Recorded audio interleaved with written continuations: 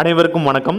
நாம் இன்றைக்கி இந்த வீடியோவில் என்ன பார்க்க போகிறோம் அப்படின்னா 11/9/2022 நடந்த EO Grade 4 Hindu religion subordinate service எக்ஸாமோட INM கொஸ்டின் அனாலிசிஸ் தாங்க பார்க்க போகிறோம். மொத்தம் பார்த்தீங்க அப்படின்னா 8 கேள்விகள் கேட்டிருக்காங்க. இதில் பார்த்தீங்க அப்படின்னா 7 கொஸ்டின் புக்கில் இருந்து தான் கேட்டிருக்காங்க. ஸோ அது எங்கேருந்து கேட்டிருக்காங்க அப்படின்னு சொல்லிட்டு நம்ம பார்க்கலாங்க. கேள்வி: வாவு சிதம்பரம் பிள்ளை சுதேசி நீராவி கப்பல் கழகத்தை எப்போது தொடங்கினார் அப்படின்னு சொல்லி கொஸ்டின் கேட்டிருக்காங்க.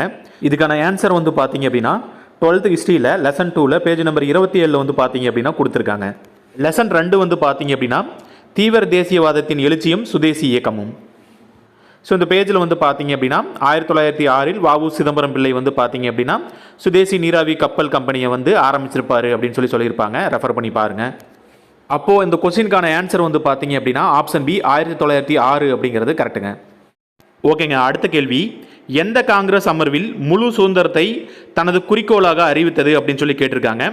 இதுக்கான ஆன்சர் பார்த்தீங்க அப்படின்னா 12th ஹிஸ்ட்ரியில் லெசன் 4ல் பேஜ் நம்பர் 57 பார்த்தீங்க அப்படின்னா கொடுத்துருக்காங்க. லெசன் 4 பார்த்தீங்க அப்படின்னா காந்தியடிகள் தேசிய தலைவராக உருவெடுத்து மக்களை ஒன்றிணைத்தல். இந்த பேஜில் பார்த்தீங்க அப்படின்னா 1929 டிசம்பர் 31 லாகூர் காங்கிரஸ் மாநாட்டில் பார்த்தீங்க அப்படின்னா பூர்ண சுயராஜ்யத்தை அடைவது தான் இந்த மாநாட்டினோட குறிக்கோள் அப்படின்னு சொல்லியிருப்பாங்க. ஸோ அந்த பேஜை ரெஃபர் பண்ணி பாருங்கள். அப்போது இதுக்கான ஆன்சர் பார்த்தீங்க அப்படின்னா ஆப்ஷன் ஏ 1929 லாகூர் காங்கிரஸ் மாநாடு அப்படிங்கிறது கரெக்ட் ஆன்சருங்க. ஓகேங்க. அடுத்த கேள்வி: சென்னை மாகாணத்தின் முதல் காங்கிரஸ் அமைச்சரவையை அமைத்தவர் யார் அப்படின்னு சொல்லி கேட்டிருக்காங்க. இதுக்கான ஆன்சர் பார்த்தீங்க அப்படின்னா 10th சோசியல் சயின்ஸில் ஹிஸ்ட்ரியில் லெசன் 9ல் பேஜ் நம்பர் 120 பார்த்தீங்க அப்படின்னா கொடுத்துருக்காங்க. லெசன் 9 பார்த்தோம் அப்படின்னா தமிழ்நாட்டில் விடுதலை போராட்டம். இந்த பேஜை ரெஃபர் பண்ணீங்க அப்படின்னா சென்னை மாகாணத்தில் முதல் அமைச்சரவை அமைச்சவர் ராஜாஜி அப்படின்னு சொல்லி கொடுத்துருப்பாங்க. அதை ரெஃபர் பண்ணி பாருங்கள். அப்போது இந்த கொஸ்டினுக்கான ஆன்சர் பார்த்தீங்க அப்படின்னா ஆப்ஷன் பி ராஜாஜி அப்படிங்கிறது கரெக்ட் ஆன்சருங்க. ஓகேங்க. அடுத்த கேள்வி: திராவிட மகாஜன சபையை நிறுவியவர் யார் அப்படின்னு சொல்லி கேட்டிருக்காங்க. இந்த கொஸ்டினுக்கான ஆன்சர் பார்த்தீங்க அப்படின்னா 10th சோசியல் சயின்ஸில் ஹிஸ்ட்ரியில் லெசன் 5ல் பேஜ் நம்பர் 65 பார்த்தீங்க அப்படின்னா கொடுத்துருக்காங்க. ஸோ லெசன் 5 பார்த்தீங்க அப்படின்னா 19ஆம் நூற்றாண்டில் சமூக சமய சீர்திருத்த இயக்கங்கள்.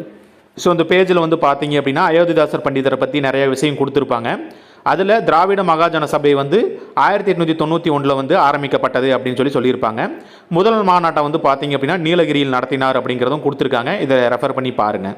அப்போது இந்த கொஸ்டினுக்கான ஆன்சர் பார்த்தீங்க அப்படின்னா ஆப்ஷன் பி அப்படிங்கிறது கரெக்டுங்க. ஓகேங்க. அடுத்த கேள்வி ஒரு ரிப்பீட்டட் கொஸ்டின்: தமிழ்நாட்டில் உப்பு சட்டங்களை மீறியதற்காக அபராதம் கட்டிய முதல் பெண்மணி யார் அப்படின்னு சொல்லி கேட்டிருக்காங்க. இதுக்கான ஆன்சர் பார்த்தீங்க அப்படின்னா 10th சோசியல் சயின்ஸில் ஹிஸ்ட்ரியில் லெசன் 9ல் பேஜ் நம்பர் 120 பார்த்தீங்க அப்படின்னா கொடுத்துருக்காங்க. லெசன் 9 பார்த்தீங்க அப்படின்னா தமிழ்நாட்டில் விடுதலை போராட்டம். ஸோ இந்த பேஜில் பார்த்தீங்க அப்படின்னா உப்பு சட்டங்களை மீறியதற்காக அபராதம் கட்டிய முதல் பெண்மணி ருக்மணி லட்சுமிபதி ஆவார் அப்படின்னு சொல்லி கொடுத்துருக்காங்க. ஸோ அது போக பார்த்தீங்க அப்படின்னா நிறைய டேட்டா இருக்கும். இந்த பேஜை ரெஃபர் பண்ணி பாருங்கள். அப்போது அந்த கொஸ்டினுக்கான answer option A Rukmani Lakshmipathi அப்படிங்கிறது கரெக்ட் ஆன்சருங்க.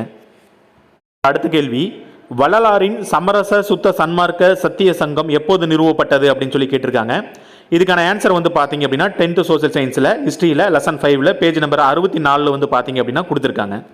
லெசன் 5 19ஆம் நூற்றாண்டில் சமூக சமய சீர்திருத்த இயக்கங்கள். ஸோ இந்த பேஜில் பார்த்தீங்க அப்படின்னா 1865 சமரச வேத சன்மார்க்க சங்கம் என்னும் அமைப்பை நிறுவினார். பின்னர் அது சமரச சுத்த சன்மார்க்க சத்திய சங்கம் என பெயர் மாற்றம் செய்யப்பட்டது அப்படின்னு சொல்லி கொடுத்துருக்காங்க. ஸோ இந்த பேஜை பார்த்தீங்க அப்படின்னா ரெஃபர் பண்ணி பாருங்கள். அப்போது இந்த கொஸ்டினுக்கான ஆன்சர் பார்த்தீங்க அப்படின்னா ஆப்ஷன் ஏ 1865 அப்படிங்கிறது கரெக்டுங்க. ஓகேங்க. அடுத்த கேள்வி: 1891 சுதேசிமித்திரன் என்ற பெயரில் தமிழில் ஒரு தேசிய பருவ இதழை தொடங்கியவர் யார் அப்படின்னு சொல்லி கேட்டிருக்காங்க. இதுக்கான ஆன்சர் பார்த்தீங்க அப்படின்னா 12th ஹிஸ்ட்ரியில் லெசன் 2ல் பேஜ் நம்பர் 28 பார்த்தீங்க அப்படின்னா கொடுத்துருக்காங்க. லெசன் 2 பார்த்தோம் அப்படின்னா தீவிர தேசியவாதத்தின் எழுச்சியும் சுதேசி இயக்கமும்.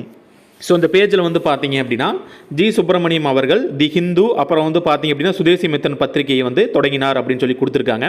அதுபோக எக்ஸ்ட்ரா டேட்டாலாம் கொடுத்துருக்காங்க. இந்த பேஜை ரெஃபர் பண்ணி பாருங்கள். அப்போது இந்த கொஸ்டினுக்கான ஆன்சர் பார்த்தீங்க அப்படின்னா ஆப்ஷன் பி ஜி சுப்பிரமணியம் அப்படிங்கிறது கரெக்டுங்க. ஓகேங்க. அடுத்த கேள்வி: 1940ஆம் ஆண்டு காமராஜர் வாரதா சென்று சந்தித்தது யாரை அப்படின்னு சொல்லி கேட்டிருக்காங்க. ஸோ இந்த கொஸ்டினுக்கான ஆன்சர் பார்த்தீங்க அப்படின்னா புக்கில் தேடி பார்த்தங்க, என்னால் ஃபைன் பண்ண முடியல. உங்களுக்கு தெரிஞ்சு அப்படின்னா பேஜ் நம்பர் சொல்லுங்கள், நான் கமெண்ட்டில் எல்லாருக்கும் தெரியுற மாதிரி பின் பண்ணி வைக்கிறேன். ஸோ இதுக்கான ஆன்சர் பார்த்தீங்க அப்படின்னா ஆப்ஷன் பி காந்திஜி அப்படின்னு சொல்லி கொடுத்துருக்காங்க.